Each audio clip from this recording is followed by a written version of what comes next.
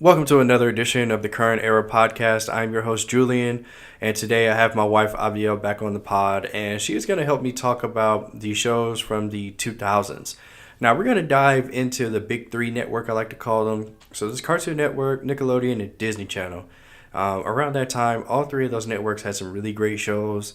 I mean, obviously, you're talking about SpongeBob from Nickelodeon, Drake and Josh, Avatar: The Last Airbender. Till you go to Cartoon Network and they had, Ben 10, Teen Titans Go, they had Young Justice. And then you're going to Disney Channel, who had, in my opinion, had the best lineup of shows. So they had Even Stevens, Kim Possible, That's So Raven, Proud Family, and just so many great shows. So we're going to deep dive into all of these shows, give our opinions on them, give our takes on them, and we're going to have a really great conversation, guys. So please enjoy. Let us know what you think.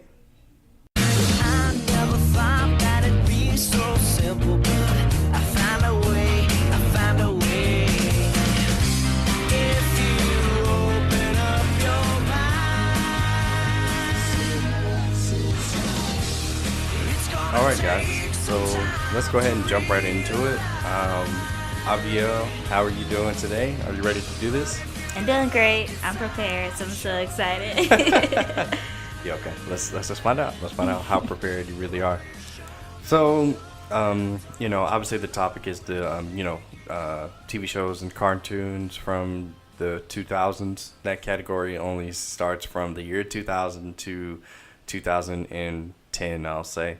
There are some shows that started in 1999 that had the majority of their run in the 2000s, which is why we're going to discuss them.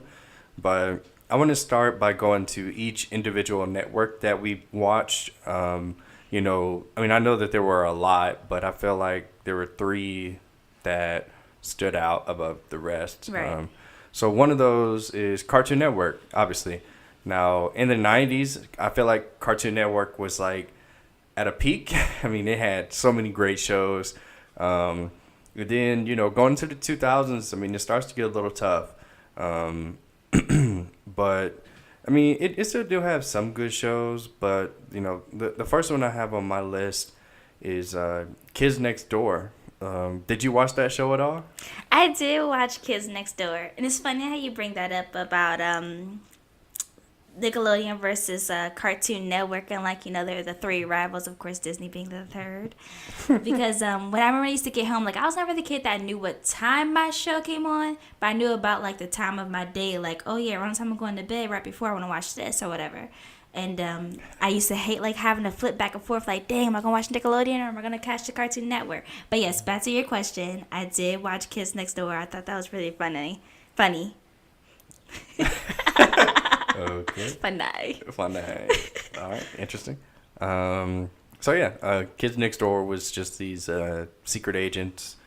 They all were, assigned numbers. And Number one. Numbah. Right.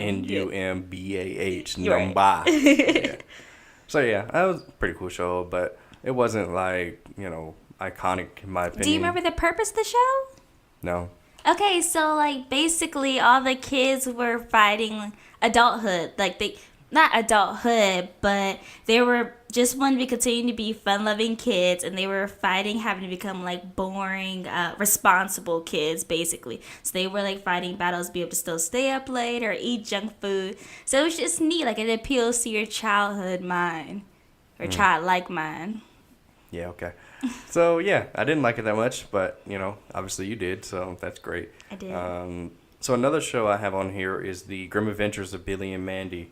So now this show I found hilarious. This show was absolute comedy. Yes. I wasn't a huge fan of Billy just because he was an idiot. Mm-hmm. But freaking Mandy, Stoneface, Killer Mandy, and Grim, there was just so like I said, such a great dichotomy of characters, and I thought that this was a standout show for Cartoon Network in that time. Mm-hmm. Did you like the show, and what did you think about it? I did. I remember when it first came out, I was kind of taken aback. Just the name of the show, the Grim Reaper, and I was like, I'm going to watch that spirit stuff. Wow. But no, it was really good. Same, the boy, Billy, he did kind of get on my nerves, but Mandy, She was just really funny, even though she was kind of like sinister Evil? in a way. Yeah, She evil. was evil, yeah. She was really funny. I loved how she used to always get over on the Grim Reaper. So Yeah. Yeah, it was a real good show. I mean, and then, in the later seasons, they pretty much all teamed up. Because I know in the earlier seasons, it was about them trying to, build friendship, right, basically. yeah. But yeah, it was a really good show, really funny show. Anytime it's on, I always try to go back and watch it. Just really good stuff. The next one I have on my list is Samurai Jack. Now, I know that you didn't watch the show. I guess it wasn't, it didn't appeal to you and your female mind. Yeah. But Samurai Jack was like, I think every single boy that I know has seen Samurai Jack. The show is so freaking awesome. Phil Lamar, who voices so many characters, Static Shock, Green Lantern, so many iconic characters that he voices. Phil Lamar provided the voice for Samurai Jack, who of course very rarely speaks anyway, but it's just a great show. Man Lost in Time has his awesome sword, awesome theme music, awesome art. It's just a really good, it's almost like an anime. That's what it sounds like. Yeah, it's almost like an anime. But Samurai Jack was awesome. They took forever to come out with the final season. And it came out in like 2016 or 17, I want to say, and I didn't even watch it, but I heard it was really good. But yeah, we'll move on from Samurai Jack. Okay, so wait, I have a question. This might sound like a silly question. What is... Okay, so anime is a Japanese cartoon. Correct. And they're basically about ninjas and, That's incorrect. Okay. So they're not all about ninjas. No. Everything we watch are about people fighting. That's just because those are the type of anime I like. Oh, okay. But like, there's a whole plethora of anime. Gotcha. There are love story animes. There are sports animes. There's so many anime. What's wrong with you? Listen, you really opened my mind to what? Dragon Ball, Naruto, Hunter x Hunter, My Hero Academia. Mm-hmm. And I think that's it. I mean, that's your fault. My fault? That's all you've seen me watch. Who sits me down to watch these shows? Anyway, so moving on. The last one I had, well, not the last, but another one I have is Ben 10. And this show was interesting, I'll say. I wasn't the hugest fan of Ben 10. I liked the first iteration and art style that they did better than the second one or the new one, whatever. But essentially, for anyone that doesn't know, Ben 10 is about this kid who finds this alien weapon. It's like a watch. It's called the Omnitrix. And it allows him to morph into these different aliens with these different abilities. And that's pretty much as deep as the story got. I mean, after the first 10 episodes, I was like, okay, I've seen every single, alien. And, of course, he upgraded it and he got new aliens and blah, blah, blah. But I wasn't the biggest fan of Ben 10. I put it on the list because I know that it was extremely popular. Mm-hmm. Did you watch Ben 10? No, but one of my younger brothers did religiously. So, yeah. Brian? Yes. Yeah, that's correct. Yeah. That's cool. Yeah, I mean, Ben 10, it wasn't, awful. It just didn't stick to me. I think that was at a point, Ben 10 pretty much came out when I was, entering high school. And I was just like, I don't know. You gotta be more to keep me. I have a hard time watching certain cartoons, based on the way they were drawn. And that sounds so weird, but... I mean, that's discriminatory, but okay. Is it? I mean, yeah, you're saying that you don't like something because of the way it is. It was hard for me to catch my attention. So how is that my fault? Yeah, we're gonna move on from that. Okay. Okay, whatever. But so, and continue with the Cartoon Network theme. There were a lot of shows in Cartoon Network around that time that how should I say? They had a lot of replays. Yeah. Cartoon Network loved to take things that were on old stations and replay it on Cartoon Network. Yeah. Some of those shows included Justice League and the original Teen Titans. So Teen Titans, you didn't watch any one of those shows, did you? Yeah, it's funny. I didn't, but Brian did. And so, I would catch some of it, and I'm like, what? The same thing, based the way it was drawn, I just didn't watch it. So, in my mind, I saw it as a boys' show. But once, you and I got together, you had me watching, now I know it's hilarious. Wow. So, yeah, Teen Titans, this is the first iteration, which I don't believe I've shown you. Nope, I'm talking about Teen Titans Go. Okay, go ahead. Okay, yeah. Yeah, so Teen Titans, this is the original show. It came out in 2003 or 4. It had a good 4 or 5 season run. The first season wasn't that great, but after you got through that, it had some really great storylines, really great plot points, really great characters. You saw a lot of character development, and of course, it was action packed, and it had a whole bunch of superheroes in it. So it was just like a really good, unique show. I talked about this on a previous pod, but when the creators of the show canceled it because they didn't finish the show. So like the show kind of left off in a place where like it didn't wrap up at all, and they decided to make Teen Titans Go, 10 years later, and people were like, "What is this crap? Why are you making it?" But just to give a quick shout out to Teen Titans Go, I am a diehard fan of the original Teen Titans, and I love Teen Titans Go. It is so freaking funny. Yeah. I really suggest to any Teen Titans Go fan or Teen Titans fans to watch Teen Titans Go. It's so funny. And at the end of the Teen Titans Go movie, they actually had a post-credit scene where the original art style of the Teen Titans came back, and they were basically saying that, they might be back. So That's cool. yeah, it was really cool. Like, I think my entire theater was like, ah! But yeah, I think that we should try to give Teen Titans Go a chance, and hopefully more Teen Titans will come out of it. Wait, that's the movie you went and go see it. Went and saw without me, right? Mm-hmm. That's what I thought. Yeah. So you enjoyed it. Yeah, it was a good movie. It was really, really, really funny. Like, it took me by surprise. Oh, good. I know. So the next show that I want to go ahead and discuss is Justice League.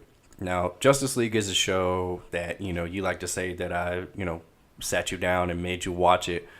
But Justice League was a fantastic show, and you cannot deny it. First of all, these are the most iconic characters ever. I don't care about Marvel right now. These are the most iconic superhero characters of all time being together, being produced by people that get the content, like Bruce Timm and Bruce Timm and the entire Timmyverse. So, like, these guys did Batman the animated series, Superman the animated series. Like, they know what they're doing with these characters. So when they brought them all together, they just created a masterpiece of shows. I mean, Justice League Unlimited, it wrapped up very nicely. I love that show so much. But I think we only got through the first season. So what are your memories from that show, if you have any at all? Sure. I thought it was a really good show also, but I don't know. I mean, like, I just prefer the movies. The DC movies are great, but to go back and sit and watch this Justice League show, it was good. Okay, this is what you asked me, what I remember. I remember the girl, and there was a bug within their crew, and they kept blaming the girl, but it wasn't her. She was the Arrow girl. What's her name? See, you shouldn't ask me about this one. I didn't really watch it. Okay, my God. First of all, you're talking about Young Justice. Oh my not gosh. Justice League. Okay, well, I didn't watch Justice League. Yes, you did. We watched the first season together. You remember when they all came together? They were fighting like a big alien thing. They all came together. Batman was doing his... You don't remember? Okay. No. So anyway, since you brought it up, Young Justice. Yes. So Young Justice, we've watched every single episode. They just released season 3 this past February. Mm-hmm. This past January. Which you haven't seen yet. It's on the DC Universe app, and it's so amazing. But Young Justice, to me, is so great because it has a lot of adult-driven content. It kind of goes back to that Justice League tone, and a lot of those same creators and producers are working on this as well. It's very beautifully drawn, very beautifully animated, amazing voice cast, a lot of action, great plots, but... Go ahead and tell me your thoughts from Young Justice. Darn, now I'm still trying to think about Justice League. When did I see it? I do kind of remember the old version of Batman. But anywho, back to Young Justice. Okay, I liked Young Justice better because it was more new. It looked better than the other one. Mm-hmm. And I liked that the kids were still kind of young. Like, they were in their teenage years. They were awkward. Mm-hmm. But then, yet again, they were having to, deal with their livelihoods as well as trying to become superheroes and being taken seriously. Mm-hmm. And so, my favorite character was actually the green, what's her real identity? No, she was a white one, but she was pretending to be a green one. Oh, McGann? Yes, She was pretending to be a Martian, Yes. a green Martian, but she was a white Martian. Yes, I loved her character. She was adorable. Hello, Megan. Funny. Okay, so let's move on to some movies from Cartoon Network. So it seems like every single network had, a pretty good movie here or there. Yeah. And the ones that I remember most on Cartoon Network were the Scooby-Doo movies. Yeah. And, obviously everybody loves Scooby-Doo. So the ones that stuck out in my mind was the Zombie Island one. Do you remember that? That was the one where they made the real characters, right? They made them real monsters, like they were real zombies. Well, yeah, and I'm saying that it was the real human version of the No, characters. no. I'm not talking about the live action one. I'm talking about the animated Scooby-Doo movie. Oh, well, sure, yeah, I remember that one too. But they were for the live action. Yeah, no, yeah. This is the one where they actually went to this island, and these New Orleans Puerto Rican women were both werewolves / cat lady monsters. Yeah. And they had an island full of zombies because they were sucking their souls out of all these people, and they made that awesome song. Yeah, that was just great I stuff. thought you were about to sing the song. Well, I was. Then Go I was ahead. no, I'm not gonna sing. Yeah, I'm not gonna sing. But yeah, it was great stuff. 'Cause it's terror. There you go. Time again. All right, sorry. Yeah, so Scooby-Doo and the Zombie Island, really good one. I think that movie was the first time that they ever had real monsters, because obviously in every iteration of Scooby-Doo before, right, yeah. they had somebody under a mask. Right. And I remember that there's a scene in the movie where they try to pull off this guy's mask, but they're pulling off his head, and I think they do pull off his head, and it's just a head, because he's a zombie. But yeah, good stuff. And the other one was the Cyber Chase one. This is the one where they went digital, they got sucked. No. Somebody had made a computer game of them and their adventures, and it got hacked by this cyber guy who was just a baseball nerd that was working in a lab. But yeah, I thought that was really cool too. Well, you don't remember that one at all either, don't. apparently. You have a great memory. We're just looking at you oh, okay. Man.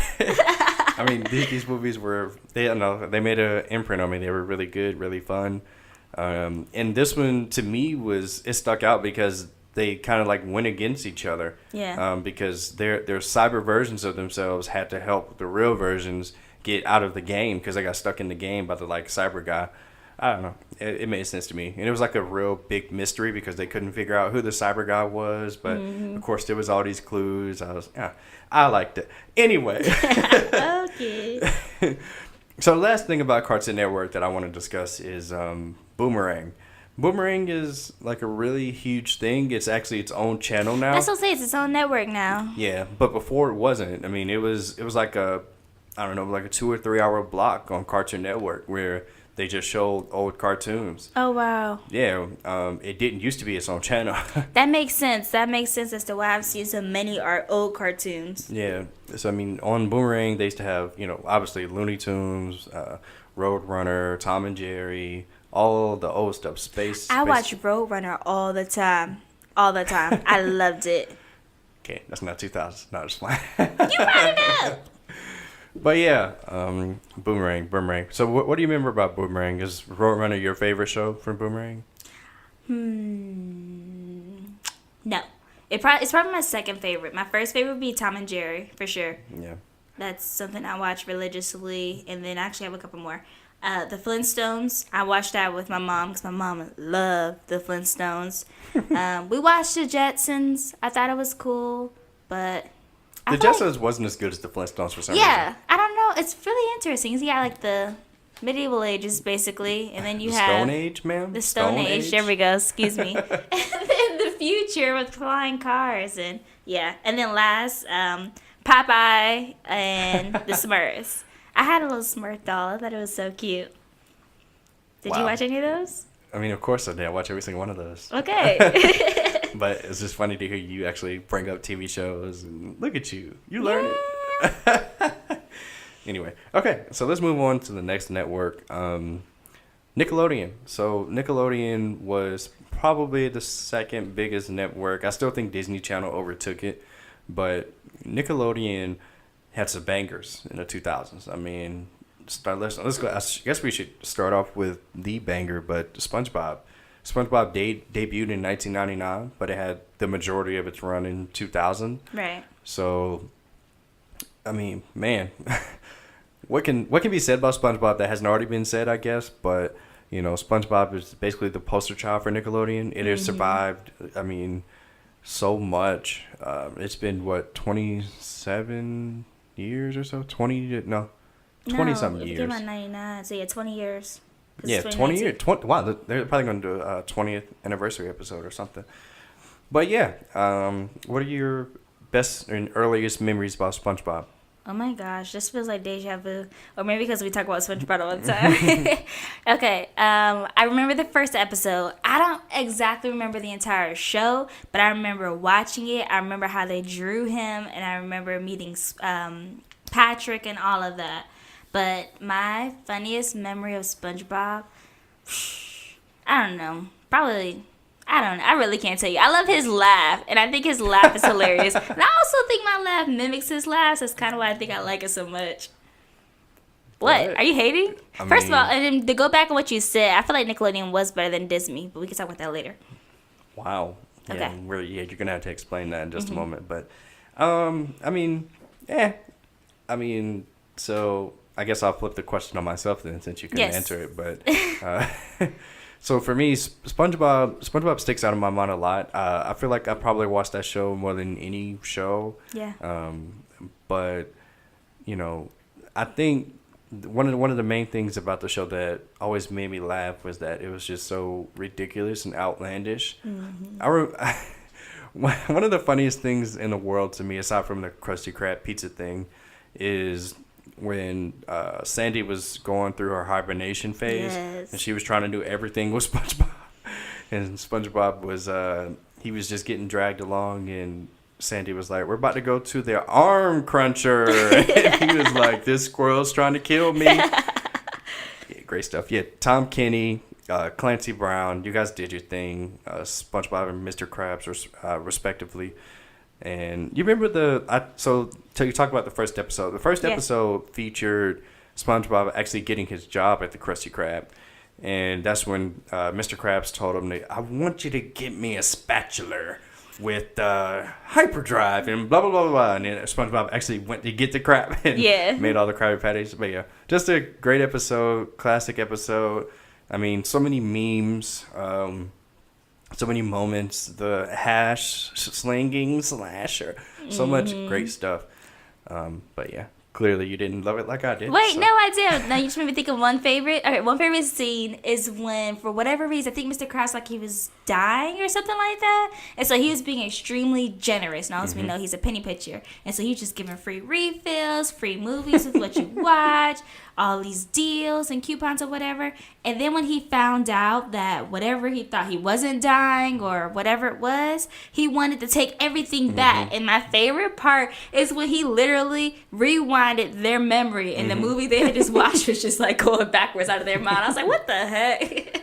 Yeah, Mr. Krabs, whoever did his character design and his character bio and made him who he is, they're just genius. Well, I guess Steven Hillenburg is the genius. And he just recently passed away, that we talked about in the last pod. So, R.I.P. Hopefully SpongeBob can continue, but the newer episodes aren't that great. But, if they do a 20th anniversary special, I'll make sure to watch it.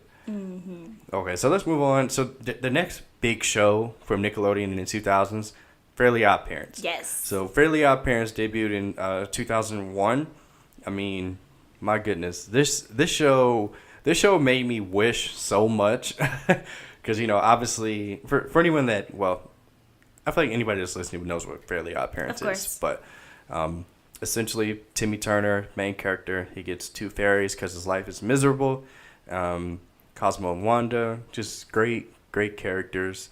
In every episode, Timmy manages to wish for something ridiculous, and then he has to wish it away, and he learns a lesson, blah, blah, blah. Who cares about that? The best part is the wishes, right? You get to wish for anything. Well, you can't wish for anything because there's the rules. Right. Rules. So, but yeah, what are some of your memories from Fairly Odd Parents? Oh, man. First off, I love the intro. I loved it. Timmy is an average kid. Let's see. I think I like the episode when he shrunk himself. I like the episode where his parents went out of town and Vicky was babysitting him like overnight. Vicky was great. I love those episodes together. Icky Vicky. Ooh, ooh. Chip Skylark, shout Yes. out. Yes. What about you? Ooh. I mean, so Fairly Odd Parents for me was kind of like SpongeBob. I think it was like the second most show that I probably watched just because it was on for so long. I mean, I think the show just ended recently, like 2017 or so. And I mean, one of my, it's hard to call this a favorite memory, but one of the memories that sticks out for me is when, I can't remember if it was an episode or a movie, but Timmy was going back through time and he saw that Mr. Crocker I knew you were going to say that. He saw that Mr. Crocker had Cosmo and Wanda. Yes. Like they were his fairies. Mm-hmm. And of course, Timmy, blows his secret and he gets Mr. Crocker gets his fairies taken. But the way that they tell the story, you're like emotionally attached to Crocker. Like you're just like, dang, like he's losing his fairies. Like this, it was so sad. I know. Like I remember like Slick tearing up and hating Timmy. I'm like, you idiot. Like, right. Yeah. Like that's one of the moments that sticks out of my mind about the show. I mean, and Tara Strong, who does the voice of Timmy Turner and so many other voices, she is amazing. I love her. I follow her on Instagram. She is great. She also did the voice for Bubbles and Powerpuff Girls, but she is so freaking talented. And in the later iterations of the show, which I didn't watch really, they got a baby and a dog, and they brought in another little girl. Oh yeah. Yeah, like it just got too weird, but I mean, the first 5 to 10 years of that show was just spectacular. Fairy godparents. Okay. I know.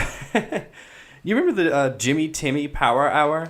I do. That was really cool. I remember they did like a whole bunch of advertisements for that. How did you miss it? Yeah. So Jimmy Neutron and Timmy Turner did a whole team up crossover, and the thing that stuck out to me was that they combined the two animation styles. Yeah. Because obviously Fairly Odd Parents is 2D, and the Jimmy Neutron series was 3D. Mm-hmm. So like they like flip flopped into each other's not generations but shows. Right. I thought that was really cool. Like Timmy was ugly as hell as a 3D character, but yeah, I thought it was really really cool. It was a really big deal. I remember making sure I got home early enough to watch the Jimmy Timmy Power Hour, and yeah. So let's move on to the next show.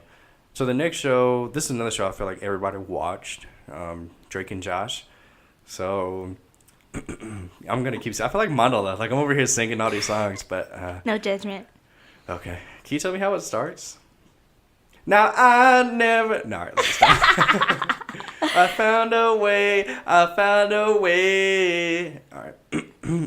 Sorry. So okay. anyways. So Drake and Josh. Yes.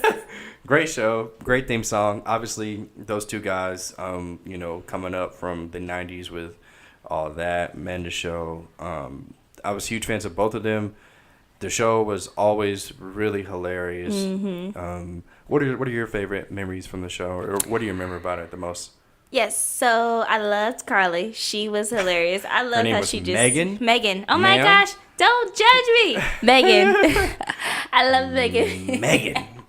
Because she used to always just go after them, and of course she was the baby. She was the youngest. She was an evil little bastard. It was perfect. It was the perfect evil little sister, and I loved it. If I had older brothers, I'd probably do the same. And my favorite scene. Why what not? The heck? You be that evil? Listen, it's very entertaining. She had a good life. Yeah, okay. My favorite scene is when Josh went to go get the mail. Remember that? Was it the mail that he was picking up? And he told the man, have a good day. And he was like, don't tell me what to do. Yeah, I love Josh's fascination with Oprah. I just thought that was really hilarious. I love that Drake could pull any girl. Like, this dude had no faults. Like, he could literally pull any girl he wanted. There was a particular episode where they were highlighting the fact that Drake was eating so much candy. And then I guess they told him to stop eating all the candy. He stopped and he like developed hives and rashes. And the doctor was like, look, you got to eat the candy. Just like, interesting. I'm going to try that with my mom, see what happens. But yeah, so Drake and Josh, I mean, it had characters like Helen, Crazy Steve, and Megan, which obviously helped spawn iCarly. iCarly, I wasn't a huge fan of iCarly, to be completely honest. I watched it, I would but say, did you watch it? yeah, but it just didn't engage me like Drake and Josh did. But what did you think of iCarly? Because clearly that you liked it. Yeah, I mean, I just thought of it as a female version of Drake and Josh. Literally, I mean, only difference was she was still the little sister. Her best friend was not her sister. She lived with her older brother, and they had a TV show or like an online internet show. I thought it was really neat, and they were really funny together. All three of them, they did really good. You didn't like anything about it? Not really. Oh my gosh! I mean, do you watch full episodes? Yeah, I mean, I know I give it a chance. I was excited. Like I was excited when it was, when it was coming out. I was like, oh great, this should be good. And I was just like, eh. Okay. Yeah. Maybe that's when you started playing basketball or something. Maybe, I don't know. Okay, so let's move on to Danny Phantom. Did you watch the show at all first before I get into it? I watched it. It was okay. Okay, you're gonna have to watch your mouth now. Because Danny Phantom was a fantastic show. Okay. It was made by the creators who made The Fairly Odd Parents. They had the same animation, hairstyles, and everything.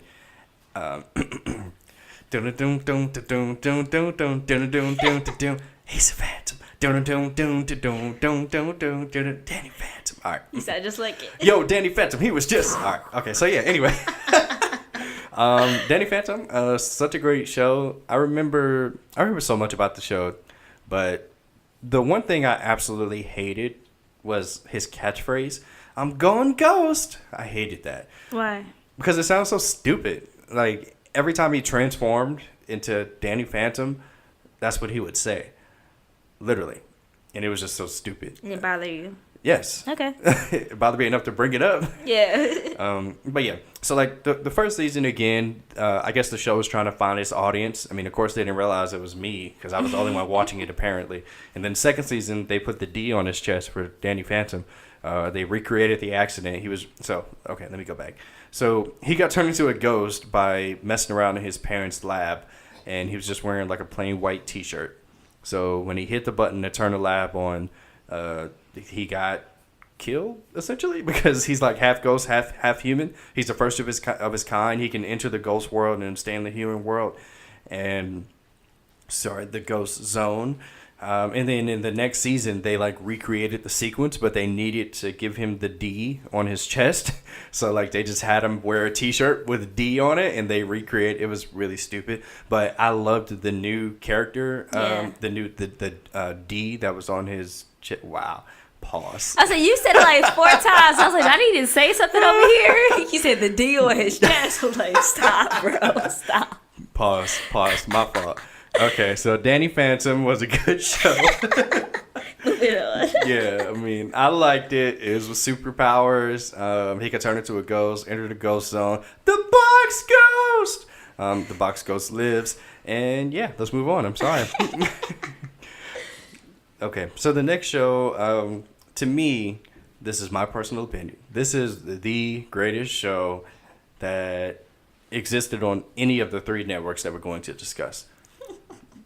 And this is Avatar: The Last Airbender. Mm-hmm.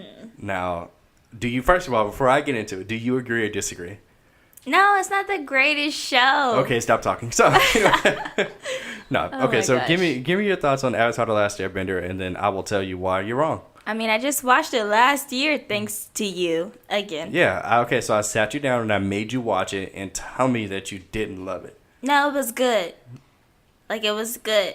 But it was neat. It was a different concept, It was cool. You got firebenders, airbenders, waterbenders. All right, stop talking. Okay, so anyway, for anyone that doesn't know, and I don't know why you wouldn't know, but just in case you don't, Avatar: The Last Airbender is about a boy named Aang. Mm-hmm. He's been trapped in an iceberg for 100 years. He's only 12. He's the Avatar. The Avatar means you can bend the 4 elements: water, earth, fire, and air. He's only an airbender. He's an air nomad. And the show's amazing. There's 3 seasons. Oh my gosh. Like, characters, animation style, content, it was so funny. Just journey. The show has everything. Like, I really believe that it's the best show out of anything that we're going to discuss. I wish that you cared about it as much as I do, because now I don't even want to talk about it anymore. You just care about almost every show with superpowers. So you kind of have a bias there. Just like you call me discriminatory towards certain cartoons that are drawn a certain way. I'm sorry, ma'am. I don't dislike shows because of the way they are. I just like shows more that's different than you. Okay, I just like those other ones less. That's all. Moving on. Okay, so obviously I need to have somebody else on this podcast that cares about Avatar: The Last Airbender, because we're just gonna skip over The Last Airbender like that? Yes. No, we're not. So, all right. So I really like that. Everybody. Oh my goodness! Wow. Thank you. Okay, so let's move on to the Nickelodeon movies then. Yay! So. You're a hater. All right. So I really only want to discuss one or two of these. Yeah. There were a few of them, but I mean, the one that sticks out of my mind is Rugrats in Paris. For sure. You know, tearjerker. Tearjerker. This is tear flower. Like, yes. What are you talking about? Waterfall? Like, oh I was crying so much in this movie. So the entire movie is dedicated to Chucky. Chucky is trying to find his mom. They play I want a mom. They play the whole the song. Make it all sad. He's on the plane looking out the window in the clouds. You see a picture of who he thinks his mom looks like. I'm just like, this kid's 2. Why do I care? Yeah. But yeah, it was so sad. Okay. Before I get into it, did you see the movie and what did you think about Rugrats in Paris? Of course I saw it. I thought it was that the orange tape? That wasn't orange tape, was it? Yes, it was. It was the orange tape. Okay. Yeah, I saw it. All I remember is, I remember a lot, of course, but the most memorable scene is when they had that mother-son dance. Yeah. That, oh my gosh, just so much. But I could watch it again. But real tearjerker for sure. Yeah, I mean so like in the first Rugrats movie, it's essentially about Tommy getting a little brother and Dil. Yes. And then when they jump to this one, they take it off of Tommy, who's the main character. Which I loved. I think that's what I like so much about it, because it's finally something about Chucky. We don't know that much about Chucky. Yeah. Yeah, and it was just a really, really well done. It got me invested, got me emotional, which is what movies are supposed to do. They're supposed to make you care about what's going on. So, yeah, Rugrats in Paris is a really good movie. Shout out Rugrats Go Wild when they did the crossover with Wild Thornberries. That's all we're going to say about that. But Wild Thornberries is great. You had Donnie, the little boy from the Wild, which is freaking hilarious. Sure. And then had the monkey, Darwin, but his awesome sister. Anyway, so yeah. Okay. How does it feel? Yeah. Well, wait, I have one then. We went down on your list. As Told by Ginger. Okay. Did you watch that? Yeah, it was kind of a chick cartoon. Anyways. No, I liked As Told by Ginger. It was actually really good. Yeah, I thought it was really relatable. It was good for girls and their awkward teenage years and going through. I guess that was pretty kind of middle school, maybe freshman year. I just really liked it. They literally had real life things. Remember when she went to that summer party and she was trying so hard not to be a bedwetter, and then somebody stuck her hand in that warm water. Yeah. And I really liked it. Yeah, As Told by Ginger was one of those shows that surprised me. Yeah. I don't think I looked for it, and I just kind of saw that it was on, and I was like, huh, what's this? And I watched it, and I was like, this is fantastic. Yeah. I really enjoyed As Told by Ginger. I thought it was a really good show. I'm glad you brought it up. I wish I would have had it on the list. So let's move on to the no, I'm sorry. Rugrats All Grown Up. I wish they never would have ever made that. It wasn't bad. It was awful. It was the stupidest thing in the world. That's all I'm going to say about that. Okay, let's move to Disney Channel.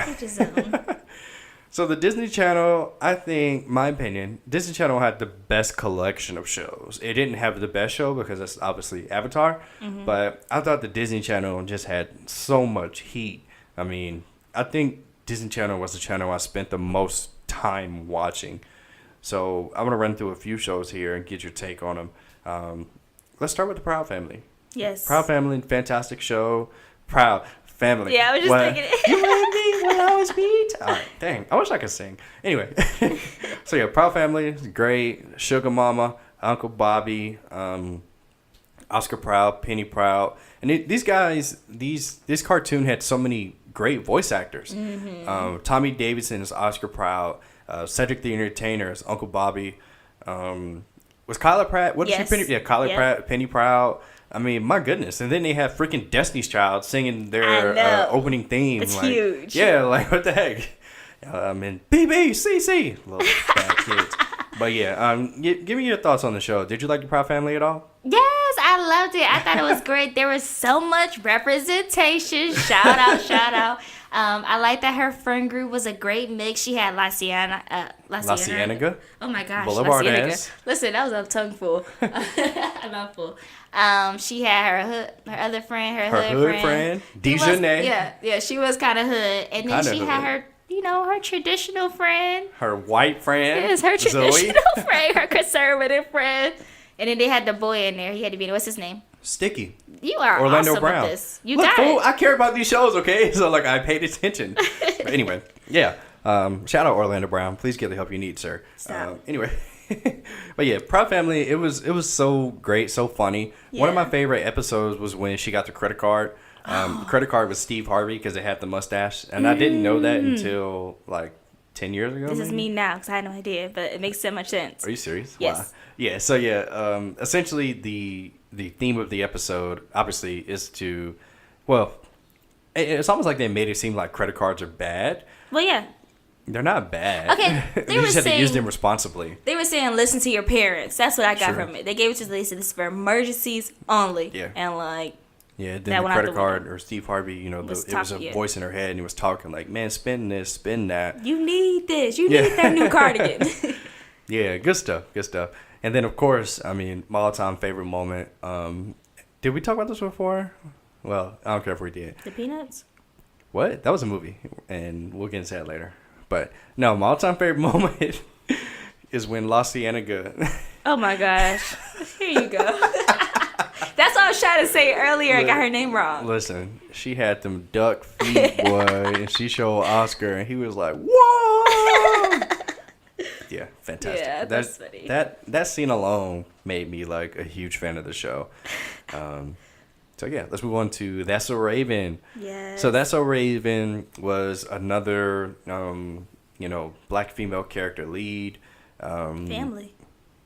Sure, black family, but I mean the show was about Raven. It wasn't about her family. I mean, anyway, yeah. She had psychic powers, so she could see into the future. There was no real explanation as to why she could just see. Like, people just kind of accepted that. Yeah.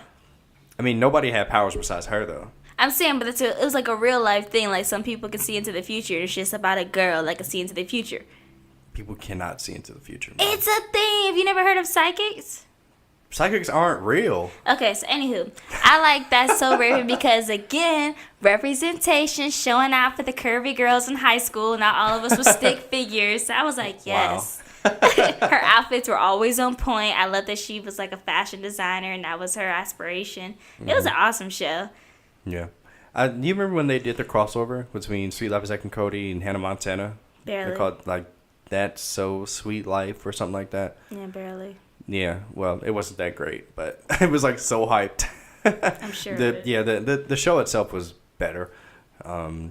I mean, obviously, having Orlando Brown again and her friend Chelsea, they had a great dynamic between the three of them, I thought. Definitely. And yeah, it was just a really good show. One of my favorite episodes is the one where, let's just go with Orlando Brown and Chelsea because I can't remember his stage name. Eddie, yes, when they were doing their dance partners, but they didn't want to tell Raven because they want her to feel left out. And she thought that they were dating. You remember? And like she pretended to be a plumber, came over Chelsea's house, made a hole in the wall. I do kind of remember that, yeah. Yes. Yeah, wow. That's a good pull. I barely remember that, but I do remember that since you like spurred my memory about it, yeah. Interesting. Okay. Let's move on to Kim Possible. This is the third straight show with female leads. It's interesting. I didn't really realize that Disney has so many female lead shows and cartoons. It's great. Mm-hmm. But, yeah, Kim Possible instantly sucked me in. She didn't have any powers, so screw you. She basically did. I mean, okay. She could do anything, right? Yeah. Here you go. Go ahead. What? No. I'm ready. I was going to try it. Go ahead. Call me, beat me. If you want to reach me, if you want to page me, it's okay. Whenever you need me, baby. Call me, beat me, if you want to reach me. So, yeah. Kim Possible. Fantastic. Kim was not my favorite character. Rufus was. I love Ron too, but Rufus was just great. Rufus, all he did was eat nachos and bite people. Right. Nick and Mo Rat. Yeah, Nick and Mo Rat. That was the Naked Mole rap. Only my real Disney fans will remember that one. But yeah, the show was great. I thought it had really good villains too. It had Monkey Fist, Dr. Draken, had the golf guy. I can't remember his name, but and I thought Kim Possible had like really good movies too. So like Kim Possible solo drama sticks out in my head because I mean it's a moment for Ron and Kim because you know Ron was in the friend zone the whole show and she finally was like, all right, you know, I need to stop sleeping on you. He was like, you do. And then, yeah, they got together and they kissed, and it was great. They had the song. What? No, it was cute. It was just the way you reiterated it. That's what happened. What are you talking about? Okay. And yeah, shout out to Christy Carlson Romano, who was also ran in Even Stevens, providing the voice for Kim Possible. Will Friedle, who has a fantastic voice acting career. He did great as Ron. And I actually listened to a podcast with him. He actually almost didn't take this Ron Stoppable role. Oh, wow. Because at the time he was doing Batman Beyond, which was like a future Batman animated series. And he thought that they were going to do more seasons of Batman Beyond. And he was the lead. He was Batman. So he was like, I'm not doing this crap. Like, I'm Batman. That's crazy. Yeah. I'm and Batman. then, yeah. Okay. Oh, wow. You got to say it. And luckily, well, not luckily, but, you know, Batman Beyond didn't do another season and he was available to do Ron Stoppable. And that's, in my opinion, that's one of his most iconic voice acting roles. Yeah. So, you know, it's crazy how fate works out. But literally. Yeah. Thank you. One thing I wanted to bring up, it's like very brief. Did you watch the Lizzie McGuire show? No, not really. I watched it. I don't remember a whole lot. I remember when they went to Paris, I think it was, and she had the love interest. But I really remember that little cartoon version of herself. I think that was something that was... Yeah. Wasn't that supposed to be just her thoughts, basically? Yes, and that's why I loved it. Just because you just literally bringing your thoughts to life. And that's kind of how you picture it. So I'm just back to like my awkward teenage girl years. Just puts me back. Like those are real life situations for me. No, I feel you, bro. That's good. Get it all out now. Like, yes. I'm here for you. Thank you. This I feel very open here. So the next one is the Sweet Life of Zack and Cody. Now, this show came out in the later years of the 2000s. I think it came out in like 06, 07. And I remember this show just because I was interested in the twin aspect more than anything, believe it or not. Like, I didn't care that they were living in a hotel, and I didn't care. I cared that they were twins. I was like, this is great. Like, I'm going to watch this show.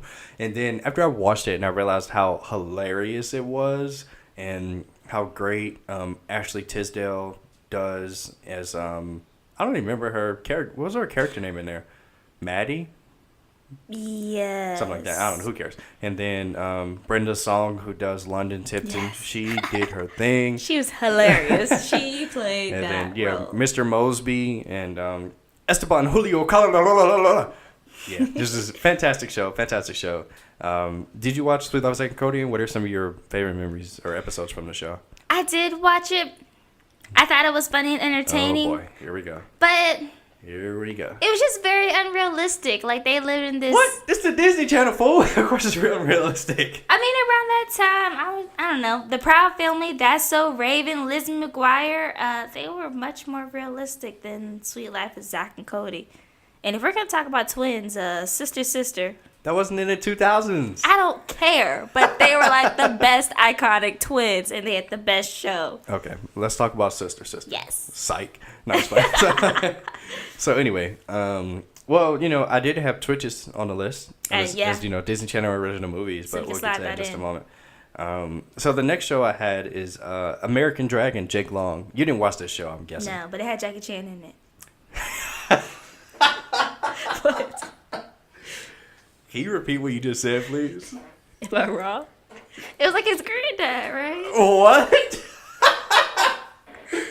This girl is you. What? Okay, never mind. American Dragon Jake Long had absolutely nothing to do with Jackie Chan. Oh. Absolutely nothing. Like, there's no correlation whatsoever. I could have sworn. No, bro. I don't know if you're thinking about Jackie Chan Adventures. Yeah. No, you're not. No, you're not. You suck. Okay, so anyway, American Dragon Jake Long, which had nothing to do about Jackie Chan.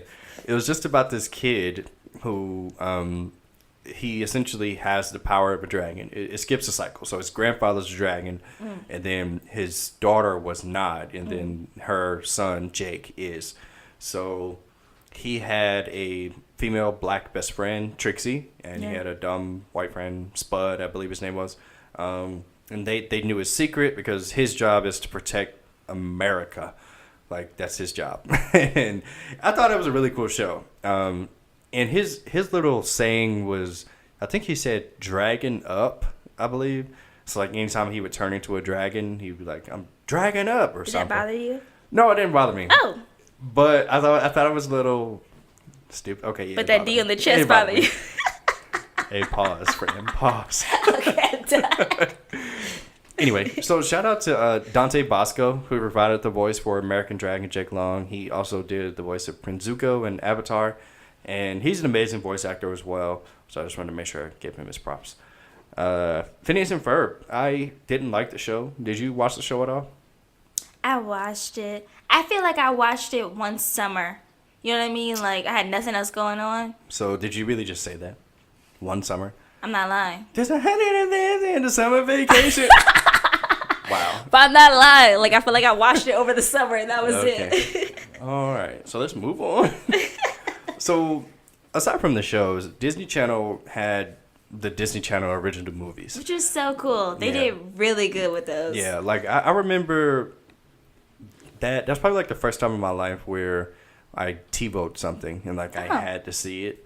Like, I remember, like, they would promote the things for weeks. Mm-hmm. Like, you would see the dude jumping and doing the flip, and you knew it was on. Like, you knew it was on. With the stick and all that. Yeah, like, it's on. 8 o'clock. Exactly. Don't yeah, be late. that's the only time I remember. Yeah. So, I put down a few of my personal favorites, so you tell me, you know, some of yours, but Smart House was one that was stuck out to me. Did you watch that one? I did watch Smart House. That one's kind of creeped me out. Yeah, exactly. Yeah. And that's kind of why I put it on a list because I thought, I mean, it wasn't like scary. Yeah, but the idea of it robots, was scary. basically. Yeah. And that's why, like, right now, I'm like, my dad's trying to turn this house to a smart house. And it kind of like, every time we talk about it, he makes me think of this movie, literally. Yeah, he got to chill because obviously he didn't watch the movie. So you need to make him watch the movie. But yeah, Smart House was a really good movie. I thought it was really, I thought it was more cerebral than the other Disney Channel original movies. And yeah, I mean, just the thought of like this technology or this computer, this AI that can take your house and lock you in it, right? And try to kill you, like that's freaking scary. She's trying to protect them. Yeah, sure. It was so good. I will watch that again today. Do you have any movies on your list that you want to discuss? Let's see. I'm going to go back to Twitches. Okay, Twitches is really good. It was so cute, and I really enjoyed it. But I really want to talk about Twitches because I want to go back to Sister. I feel as though that was a great show. Of course, like, they taught them so many things, and it was on for so long. We got to see them grow up, essentially. Mm-hmm. And you know what's funny? I actually missed the first episode about how they met. I didn't see it until at least maybe 2 to 3 years later. My mom was like, you haven't seen that episode? She has seen it. That's how much we loved it. She watched episodes prior to me even watching them. Mm-hmm. But like, I just thought it was so amazing, and I was so happy when they got Twitches because it just showed like all their hard work, and they were just continuing to being stars of Disney, basically. Yeah, they were like OGs. I mean, they made Twitches, and then they made Twitches 2, spelled TOO. I didn't watch the second one because I knew it was going to be trash, but the first one was okay. Yeah, it was good. Yeah, it was what it was. But yeah, Tia, Tamara, y'all are gorgeous, by the way. And your kids are beautiful. All right, what else you got? Nobody cares about their kids. So yeah, Cheetah Girls. Cheetah Girls. Cheetah-licious. Can I sing? Go ahead. Okay. Woo. We're Cheetah Girls, Cheetah Sisters. All right. So yeah. Anyway, Cheetah Girls was a great show. I really loved it. I mean, a great movie. Excuse me. I really loved it. What those girls in 30W or one of the One other of them, groups? Adrian Bailey. The Spanish chick. Baylong, yes. Mm. She was in 3LW. Yeah, but yeah, really, really good movie. Really interesting. Even when from an all-female perspective, I didn't feel like discluded. I feel like it pertained to both women and men. What do you remember about Cheetah Girls? I remember them being three best friends. Obviously, they were in high school. There's four of them. Four best friends, excuse my count. And they were in high school, and then they were getting the record deal, and they were going to go out of the country for the first time together. And then one of them got chosen. It was like, we can do one of Raven. I wasn't. Okay. I know who got chosen. Yes. Okay. Raven got chosen, and she had to leave her sisters, and they didn't want to hold her back. But then again, they didn't want her to leave. And I remember her coming back, and she was like, "Forget y'all. Those are my sisters, my cheetah sisters," and they all performed together. 'Cause we are sisters. We stick together. Okay. So let's move on. So the biggest Disney Channel original movie all time is High School Musical. Now, I know that you weren't the biggest fan of this movie, but literally every other person in the world is. Literally. So, there's 7 billion people, and then minus one, and then that's everybody. I've never seen it. What? I'll never forget, I was in home ec, or whatever they call that class, and one of the last days of class, she put that on. I was like, really? This junk? And I went to sleep. And you know what the reason is, though? I'm not a fan of musicals. Like the Tyler Perry's, I used to always fast forward the music part. So, that's my defense. I'm rethinking, even having you on this podcast. Because High School Musical is the dumb dada. Are you kidding me? We're breaking free, we're sorry. We're all in this together. I mean, wow, what? Yeah. You gotta get your head in the game. Yeah, I'm not. So you just don't like music or what? What's wrong with you? I just don't want to see a musical. Just act. Goodness. I don't want to see them dancing and all that. Stick Songs are 2 to 3 minutes apiece. Yeah, okay. You suck. You all suck. of this. I need a fanatic. I need somebody who's going to get me excited to talk about these things. Because High School Musical is so important and you just don't care. Just like Avatar. What's wrong with you? How could you? You're breaking my heart. So you like musicals and superheroes. That's what I'm getting from this. I'm sorry? What? Just to make sure we're on the same page. Okay, anyway. So I just have some general questions left for you. We've been going kind of long, so I'm going to wrap it up. If I had to ask you, which one of these networks did you spend the most time watching? Ooh, I spent the most time watching. Out of the ones that we talked about. Yeah, of course. Man, I'm telling you, I really like Nickelodeon. Mm-hmm. But then again, you brought up some really good shows on Disney. But I'm going to have to go with Nickelodeon. Why? One, my younger brother, we're 5 years apart, and we watched a lot of SpongeBob, religiously. Mm-hmm. And we shared a room for a long time, and we would go to bed and recite SpongeBob. And so it was just... And our favorite one was when they were, "What do you want to do, SpongeBob?" "I don't know. What do you want to do, Squidward?" So anyways, I just really enjoyed cartoons for a long time. It took me a while to grow up and get into real deal TV shows that taught me lessons. Other than that, Sold by Ginger, that kind of introduced me to that. Interesting. Yeah. Why did you choose Disney over Nickelodeon? Because like I said, it had the best collection of shows and movies. It had so many bangers of shows. It had great movies. I didn't even mention all the movies. Or what's your top 3? Disney Channel movies? Shows and movies. You can even include them all in the top 3. You know what I mean? Oh, man. Kim Possible, High School Musical, and Proud Family. Oh, wow. If I had to pick 3 things to take from Disney Channel at that time, those are the 3 things that I would take.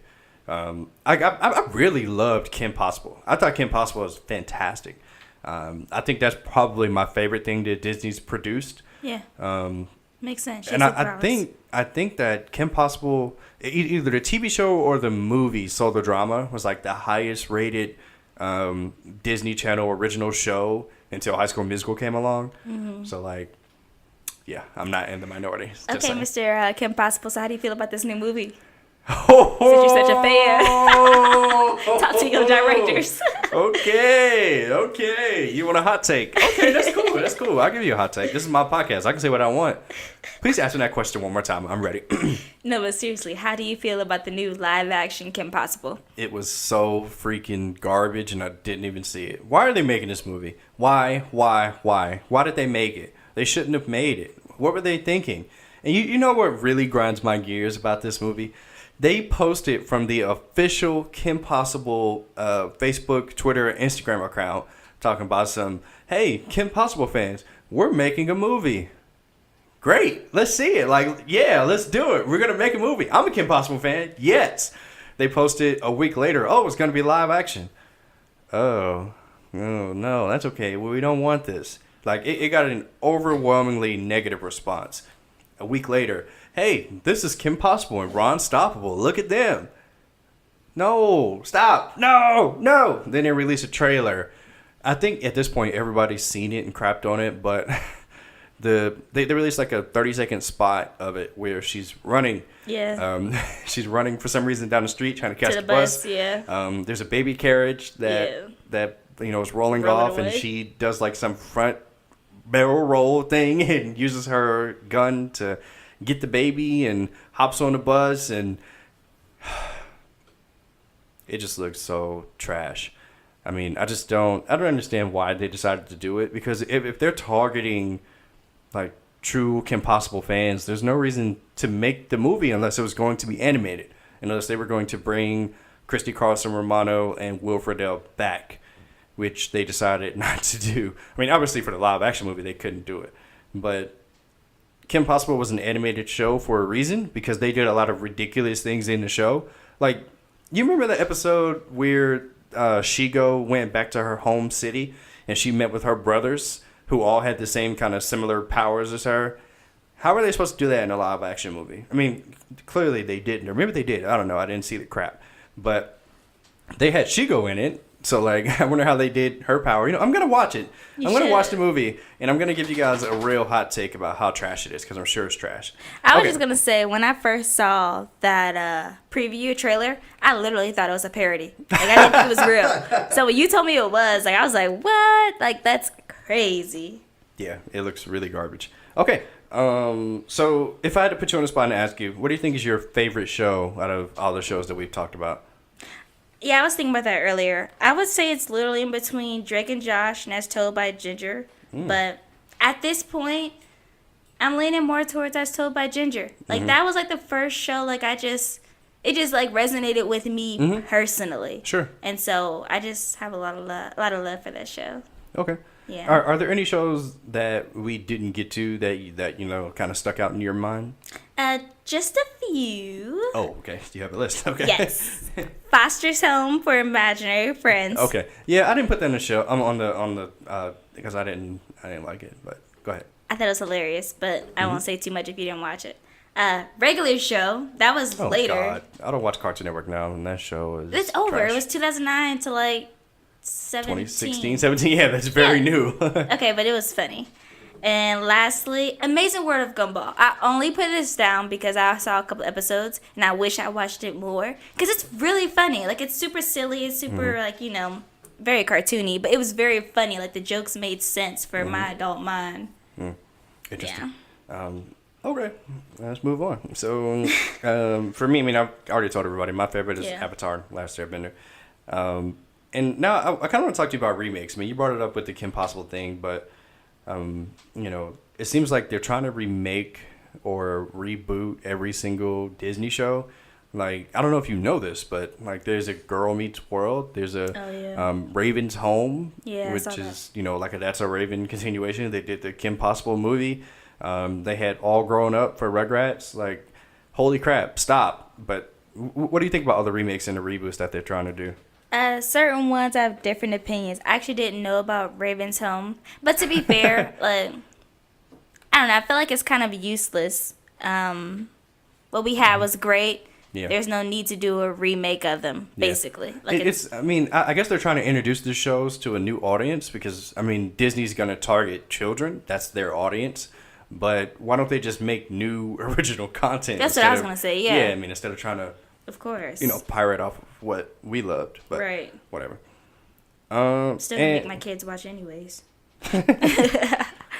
And I want to end it with a little trivia. Now, I thought of this trivia off the fly. Cool. So this should be relatively easy for you. Cool. Well, hopefully anyway. So I have a list of 10 characters. I just need you to tell me which show that these characters are from, okay? Easy. Okay, so the first one I have is Jake Long. That's that American Dragon. American Dragon? Dragon, yes. Okay. What about Sokka? Sokka. Oh, that's that show you like. What's the show called? The show that you like, the Avatar. Mm-hmm. What about Helen? Helen. Helen? I'm gonna need more than that. Yvette Nicole Brown. Oh, duh, Drake and Josh. Mm-hmm. I give you no more hints. What about Ron? Who? Ron. Oh, Ron. Kim Possible. Great. I didn't want to give you his last name. What about Beans? This is from a show we didn't discuss. I remember. Oh, man. It was around Even Stevens' era. Is it Even Stevens? Even Stevens, That's what I thought. Okay, what about Troy Bolton? Troy Bolton? Is that dog show? Nope. It's from High School Musical, which you didn't see. Oh, okay. But listen, Zac Efron, I don't care what anybody says. High School Musical launched Zac Efron's career. He's only beautiful and rich and successful because of High School Musical. So I want everybody to know that. What about Appa? Oh, that was on that show you like too. I What keep show? the name of the show. Yeah, I don't know what you're talking about. The Avatar. Oh, okay. See, I watched Avatar, guys. I just, Yeah, you suck. What about Megan? Oh, duh, Drake and Josh. What about Cosmo? Fairly Odd Parents. And last one I have for you is Tommy. Tommy? Tommy. Not Timmy. No, not Timmy. Tommy. Tommy. Mm-hmm. Disney or Nickelodeon? You tell me. Hey, Tommy. Tommy. Use it in sense, how they say in the show. The last character I have for you is Tommy. That's not what they said. Yeah, I don't know. Yes, you do know. Tommy Pickles? Oh, see, I was going to say Tom and Jerry. So, What? but Tom and Jerry. Okay. Anyways, Tommy Pickles. Sure. Okay, cool. Rugrats. Thank you. Wow. I'm embarrassed that it took you so long to get that. Like, what the heck? No, I knew. Okay, after you said Tommy Pickles, I knew who it was because Dill Pickle. Duh. Okay. All right. So, guys, thank you so much for listening. I'm going to end the episode here. Thank you so much to Aviel for coming on with me. Shout out. And, yeah, shout out. And now it's time to go home. All right, guys. Thanks for listening. Bye. Bye. All right, guys. Thank you so much for listening to this week's episode of the Current Era podcast. Thank you so much to my guest, Aviel, for being on. You really brought something this time. Thank you so much for being on. You brought fantastic. I hope to have you on future episodes. And thank you to all my listeners. I really appreciate you guys. Like I said before, I have listeners in Canada, I have listeners in Tunisia, I have listeners in Australia now. So thank you guys so much for making this an international, worldwide podcast. Please remember to rate, like, and subscribe. You can always leave me a comment in the iTunes store, or you can just follow me on Instagram at Jules. That's Joules. Follow me on Instagram. You can leave me a comment. I'm more than open to having good ideas about the podcast. I want to make this podcast as best I can. So thank you again, guys, for listening. And stay tuned for future episodes. We're only going to keep this train going. Thanks, guys.